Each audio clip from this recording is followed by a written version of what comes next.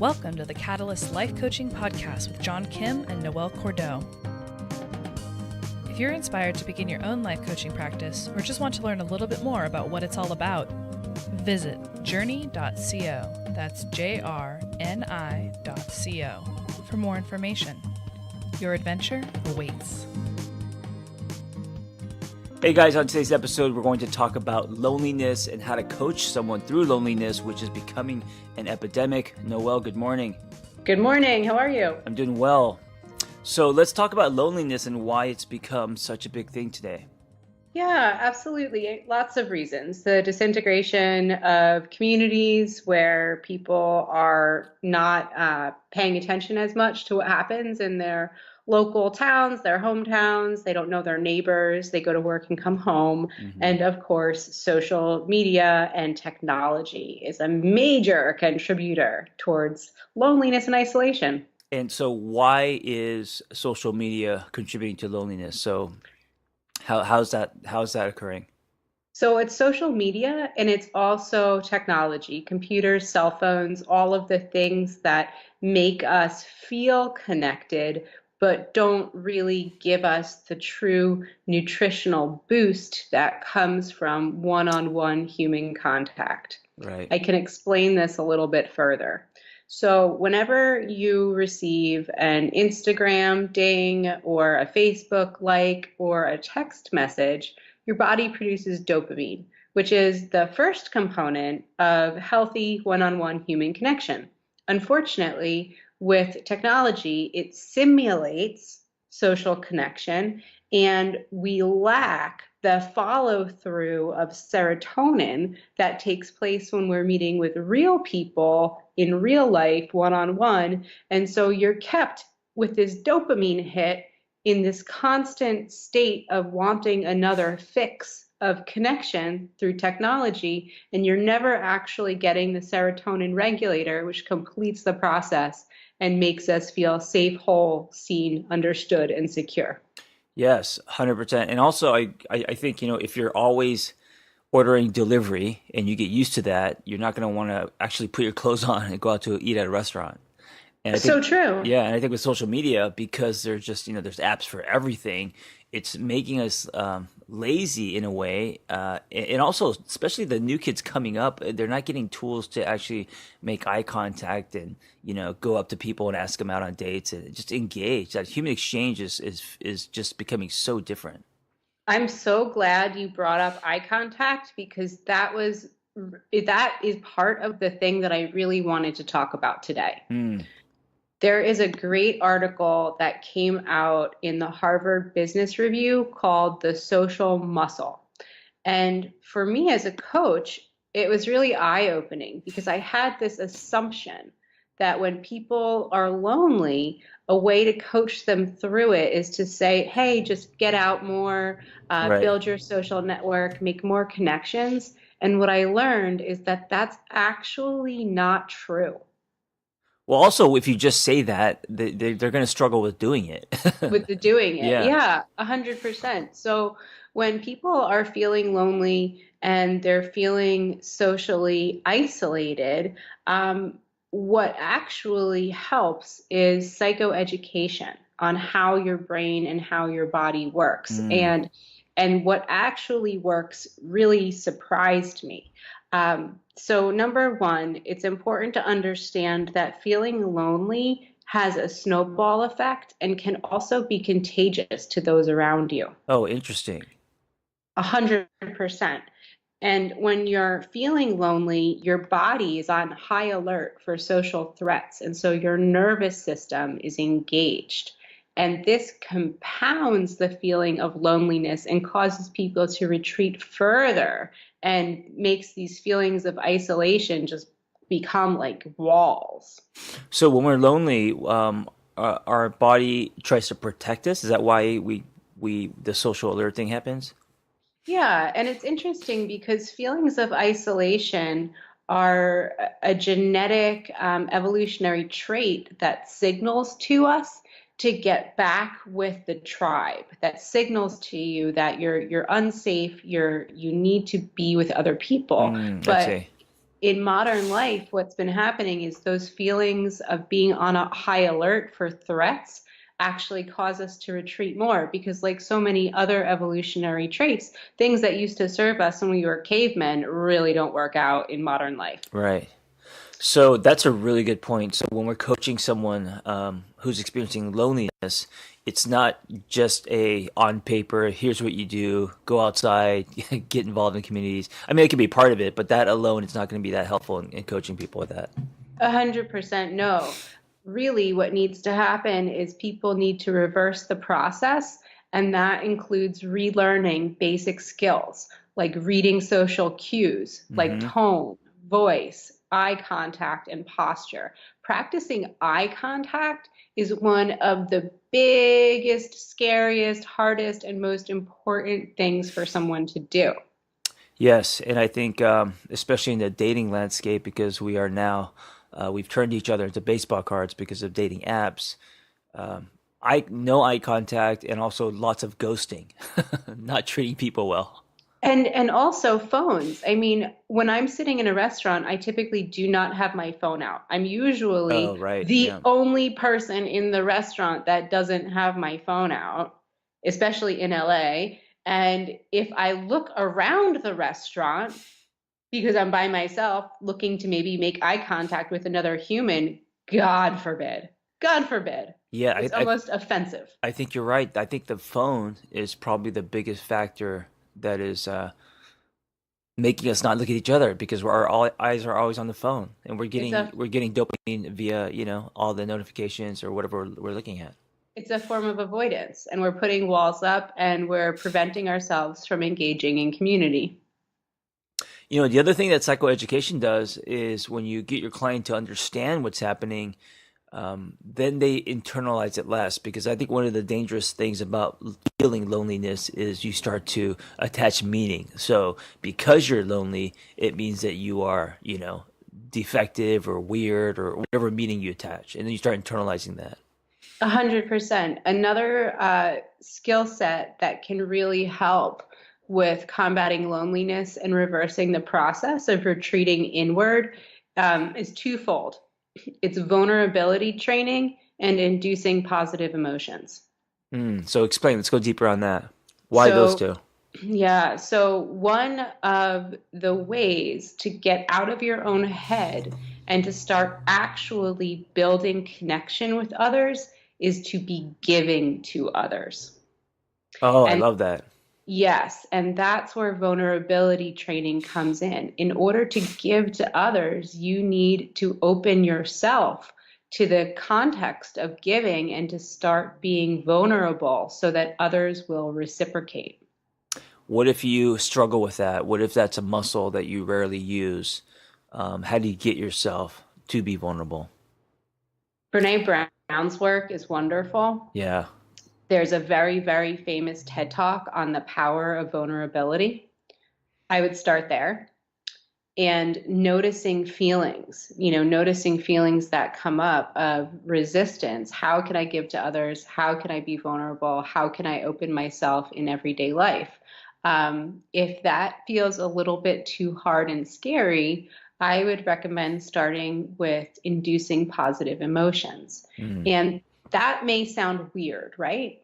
But this comes from a very famous theory called broaden and build that was put forth by Barbara Fredrickson. Barbara Fredrickson is one of the most world-renowned researchers on the effect of positive emotions and how they work and what they do for us.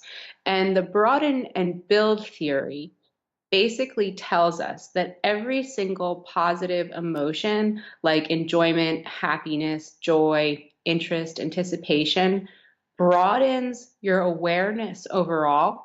It has lots of different impacts. It opens your eyes wider. You physically see more. You take in more colors. You expand your senses. You have more experiences. It encourages novel and varied thought patterns, and you're more likely to expand your context for thought and action. So when you induce positive emotions, all of this starts to spin and happen personally. But another thing that happens is you're just happier. you're more likable, Yeah. you're more affable when you're constantly inducing positive emotions, and people want to be around you more. And so, in turn, what that does is build your durable social resources, which in turn takes away from things like feelings of loneliness, feelings of scarcity, and you, in fact, expand your evolutionary capacity as a human. Yes, and if you are afraid to be vulnerable, you don't have to completely um, put your heart on your sleeve. You can do it in baby steps. You know, we mentioned eye contact. You can pursue it almost like as an exercise and strengthening your vulnerability muscle. You don't have to just jump into the deep end. Smiling at people Yeah, on the street is a really great place to start. Walking by another human being and making eye contact and smiling yeah. is a fantastic place to start. And also, the people that you do trust, just maybe um, opening up a little more, or maybe saying something that kind of scares you a little bit, or telling them a story about you or how you feel, or something that isn't, in the norm. And then you can kind of stretch and also start to be more vulnerable with other people that you may not know that well. 100%. So let's break down the science of this. What you're describing with people that you trust is engaging in micro moments Mm. of care and concern. That is actually the neurobiological definition of love. And these micro moments build up like vitamins in our lives, Mm. and they create this essentially feeling of love, which is the supreme human emotion that basically allows you to draw out of self absorption and tune into others. And then, from an emotional science perspective, you feel truly alive and most human when you're engaging in these feelings. Hmm. From the Buddhist perspective, it's called loving kindness. And this is one of the highest modes of consciousness in the noble traditions. Hmm. So it's fascinating stuff. Yeah, absolutely. So just to recap, when you're coaching someone with or through loneliness, I almost said with, and I don't want to say with because then it sounds like you have some kind of like disease or something. But I say through because loneliness is a feeling and it fades. First, the psychoeducation, explaining to them what they're going through, the science behind it, and then encouraging them to be vulnerable, and even little things like smiling and eye contact, engaging with humans, putting their phone down. What else? Now, should we get into a little bit of the logistics? Yeah, 100%. So, if number one, normalizing the experience, Yes. everybody feels this way, and Yep. it's becoming so, so, so common in society that it's something that we really need to address on a large scale. And then, getting into the logistics of it, number one, from a coaching perspective, is vulnerability training, naming your feelings, Hmm. opening up to others. Naming your feelings does so much. Number one, it gets you out of your limbic brain. When you're feeling a feeling and then you express it, it's like you release it out into the world and it leaves your body and it stops impacting you as much. Yeah, it's so sad because just coaching for the last 10 years, most people put that inside the feelings and they just turn into this little pebbles in our shoes, and we just always suppress and suppress and suppress, and it actually manifests like physiologically, that stress and 100%. anxiety.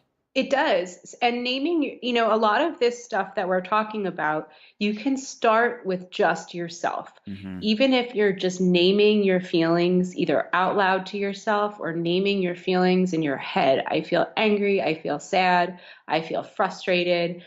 You will release those feelings like butterflies into the world. Yeah, I also love that when you're doing this, you're telling yourself that you exist and that you matter. Yes, 100%. It's validation across the board. Yeah. And then when we're talking about connecting with others in a vulnerable way and essentially engaging in loving kindness and giving to others, that can be as simple as giving a compliment to a stranger. Yes. I love your shirt. I love your Hmm. dress. I love your shoes. You look great today. Thank you so much for that coffee. I hope you have an awesome day. All of that stuff is giving to others so that they will reciprocate back to you. And that's how you build those micro moments of connection. Yes, I love the word building connection. The good news about the internet, though, is it has allowed us to jump into communities. Yes, jumping So into communities and then getting brave and following it through yeah, with actually meeting people in real life. yeah. So almost like this idea of using the internet to as almost training wheels to jump into communities and search and engage online, and then the follow through, which is then meeting in real life person. And that can be so scary for people. But I think one of the things that we've learned through our organization is that it's actually pretty freaking magical. Yeah, I think it's where the magic happens is when you actually engage in real life. So, for those of you who don't know, John and I run the Catalyst Coaching Collective. We have 500 coaches as part of our organization. We have different Facebook groups that have thousands of people in them. We have a lot of folks that connect through Instagram.